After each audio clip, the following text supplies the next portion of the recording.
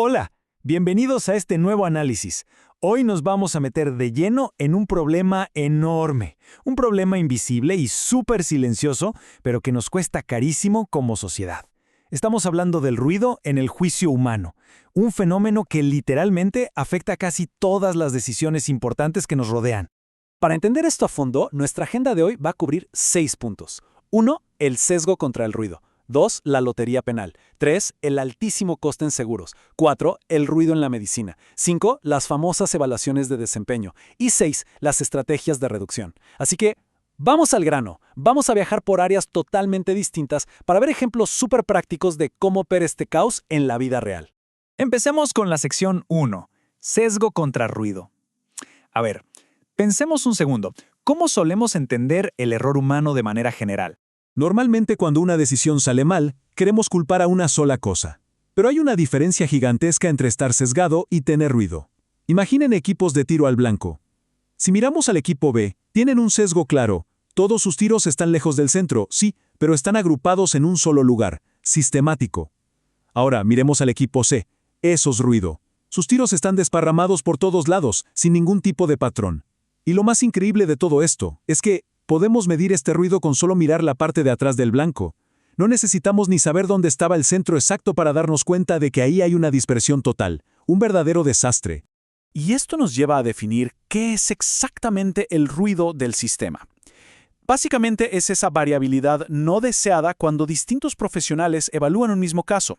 Cuando expertos que, en teoría, deberían llegar a la misma conclusión, terminan diciendo cosas completamente distintas, el sistema entero se vuelve una lotería. Literalmente, el resultado depende del puro azar de qué profesional evalúa el caso ese día. Y hablando de loterías, pasemos a la sección 2, la lotería penal.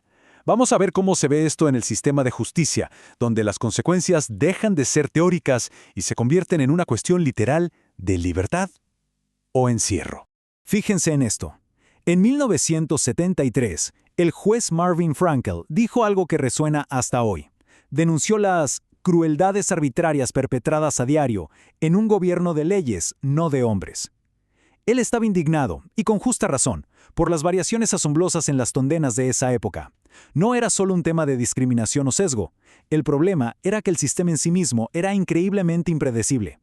Para que nos demos una idea de la magnitud, hay un ejemplo práctico documentado en la investigación que es de no creer. 2 casos de malversación de fondos casi idénticos, mismos delitos acusados sin ningún antecedente. A un hombre le dieron 117 días de prisión, al otro 20 años. 20. Esto es el ruido en su máxima expresión. El destino de estas 2 personas dependió 100% de la lotería de qué juez estaba sentado en el tribunal escuchando el caso. Increíble. Pasamos a la sección 3, el costo en seguros. Dejemos el sector público un momento y veamos qué pasa en el mundo corporativo, porque financieramente el ruido causa una verdadera devastación. Quédense con este número en la cabeza, 55%. Sí, esa fue la diferencia media impactante que se encontró en una auditoría masiva de ruido realizada a los evaluadores de una compañía de seguros enorme. El contraste es lo que más impacta aquí. Los ejecutivos de esta empresa juraban que la diferencia máxima entre 2 de sus expertos evaluando un mismo riesgo iba a ser, como mucho, de un 10%. O sea, si uno decía que una póliza costaba $9,500, el otro diría $10,500. Tiene lógica. Pero la variación real fue del 55%. Un empleado cotizaba $9,500 y el de la mesa de al lado $16,700, por exactamente el mismo caso.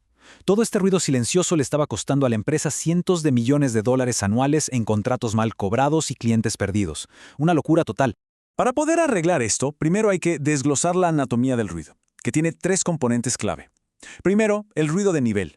Piénselo como evaluadores que en promedio son simplemente más duros o más blandos que el resto. Segundo, el ruido de patrón, que se refiere a cómo reacciona cada persona según sus propias ideas frente a los detalles de un caso específico. Y tercero, el ruido de ocasión, que es cuando una misma persona cambia de opinión dependiendo del azar, como el clima, la fatiga o si tomó una decisión antes o después de almorzar. De todos estos, el ruido de patrón suele ser el mayor culpable. Matemáticamente pasa algo súper interesante y a la vez alarmante. Estos errores no se cancelan entre sí. Muchas veces asumimos que los errores hacia arriba compensan los errores hacia abajo y el promedio da 0. Pero no, en sistemas ruidosos los errores se suman. Un error para un lado no arregla la injusticia o la pérdida de plata del error hacia el otro. Simplemente se acumulan y crean un problema masivo. Vamos a la sección 4. Ruido en la medicina.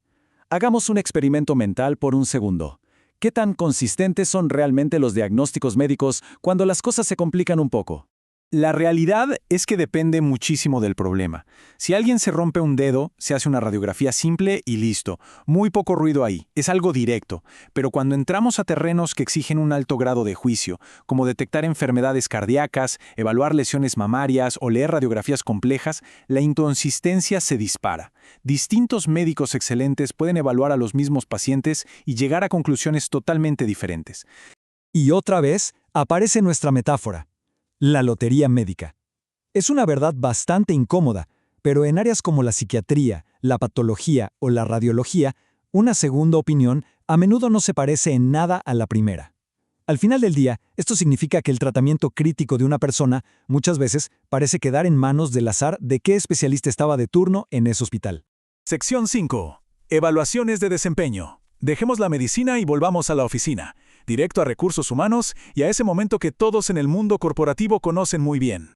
Este dato es simplemente revelador. La investigación demuestra que entre el 70 y el 80% de la variación en las calificaciones de desempeño es puramente ruido del sistema. Así como lo escuchan. O sea que muchísimas veces esa revisión anual refleja más los caprichos, los estándares personales o el humor de quien evalúa que el trabajo real del empleado evaluado. ¿Y por qué pasa esto? Gran parte de la culpa está en las herramientas que usamos. Las escalas absolutas, esas típicas encuestas que piden calificar algo tan vago como la calidad del trabajo, del 1 al 5, generan toneladas de ruido. Cada persona interpreta excelente de manera distinta. En cambio, cuando se usan escalas relativas, donde se clasifica a la gente comparándola directamente con sus compañeros en áreas específicas, la variabilidad se reduce drásticamente. Y esto nos lleva a nuestra última parte, la sección 6, estrategias de reducción. Ya vimos el desastre en juzgados, aseguradoras, hospitales y oficinas. Entonces, ¿cómo podemos limpiar todo este ruido? La clave está en aplicar lo que se conoce como higiene de las decisiones.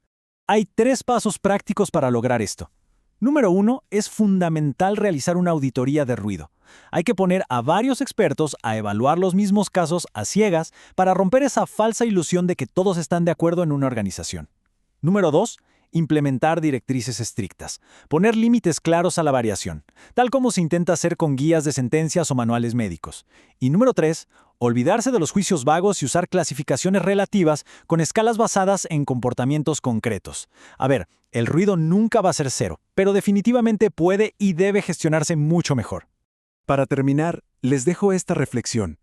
Si acabamos de ver que las decisiones más críticas de nuestra sociedad, desde la libertad de alguien, pasando por su tratamiento médico hasta su éxito en el trabajo, si todo esto ha demostrado ser en gran parte una lotería, ¿qué otras loterías invisibles están operando en los sistemas a nuestro alrededor todos los días sin que nos demos cuenta? Es una pregunta provocadora, ¿verdad? Definitivamente nos invita a mirar el mundo y nuestras decisiones con otros ojos. Muchas gracias por acompañarnos en esta exploración y hasta la próxima.